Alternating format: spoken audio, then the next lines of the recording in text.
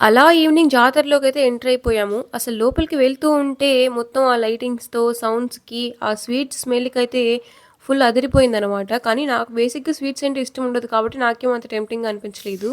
ఇంక మొత్తం ఆ టాయ్స్ దగ్గరైతే పిల్లలంతా కూర్చొని ఏడుస్తూ ఉన్నారు. కొనివ్వండి, కొనివ్వండి అని. ఇంక నేను ఏడ్చిందైతే గుర్తొచ్చింది చిన్నప్పుడు కొనివ్వమని చెప్పేసి. ఇంకా అలా అమ్మవారి ముందరికి వెళ్తూ ఉంటే అసలు ఇక్కడ ఇసుక వేసినా రాలనంత జనమైతే ఉన్నారు. ఇలా వెళ్తే అసలు దర్శనం అవ్వదు. దర్శనం అవ్వడానికి మినిమమ్ 3 అవర్స్ పడతది అనేసి ఇంక మేము తిరుక్కొని వెనక నుంచయితే వెళ్ళాము. మాకు హాఫ్ అన్ అవర్‌లో అయితే దర్శనం అయిపోయింది. ఇంక ఫైనల్లీ అమ్మవారిని దర్శనం అయితే చేసేసుకుంటున్నాము.